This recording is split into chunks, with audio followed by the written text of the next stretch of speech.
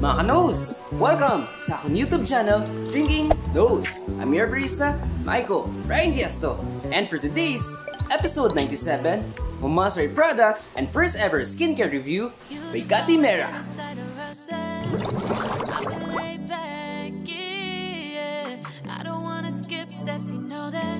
Kati Mera Milky Bath Ritual is a moment of care just for you. Hydrate your skin with silky smooth cares of milk. Their milk collection is to ensure that every woman and man has the opportunity to feel nourished and radiant. For full list of their products and other packages, you can visit their Facebook page and Instagram accounts by Kati Mera. And for Iloilo base, you can visit their Facebook page, Love Thyself Online Shop Philippines. And this episode is sponsored by Kati Mera. And disclaimer lang mga Nose, this is my own opinion and my own standards when it comes to brand reviews. Like, comment, and subscribe to my YouTube channel, Drinking Nose. At para always kayo notified sa my latest episodes ko, just click the notification bell icon. And kapag may nakita kayong skip ads, ilang seconds or ilang minutes, huwag niyo pong skip. Malaking tulong na yun sa aking channel. Milky Mighty Facial Kit for 390 pesos. Contains deep cleansing milk foaming face wash, Milky Skin Perfector Toner, Hydra Milk Serum, and Milk-in Sunscreen Milk. Deep cleansing milk foaming face wash. Apply face wash to wet skin and gently massage in circular motion. Ultra gentle face wash, perfect for everyday use. Rinse thoroughly with warm water. Deeply cleanses and leaves away excess oil, skin impurities, and makeup, while infusing moisture with milk.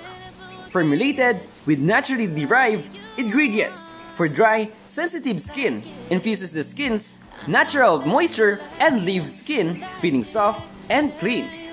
Milky Skin Perfector Toner. After deep cleansing, apply toner on your face with a cotton pad.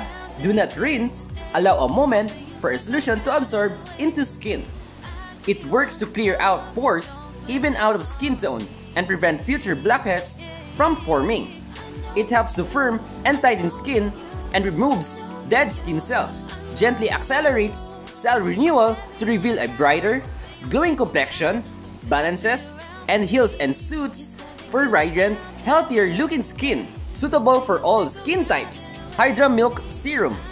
Apply 3 to 4 drops of serum directly onto clean face. Gently dab into skin with fingertips until fully absorbed.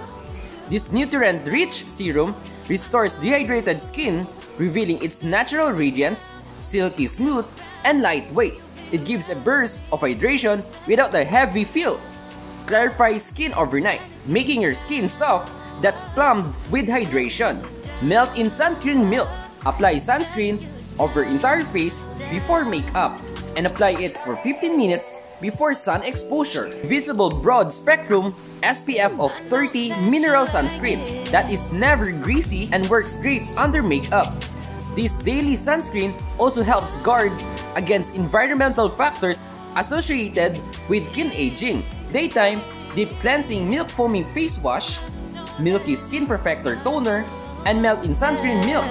For nighttime use, Deep Cleansing Milk Foaming Face Wash, Milky Skin Perfector Toner, and Hydra Milk Serum. Okay, for rating manos, para sa aking 1 week use, experience, and review, I'll give it a perfect 10. And by the way manos, yung Kati Mera is also available for their Hyper White Collagen and Milky White Body Soap.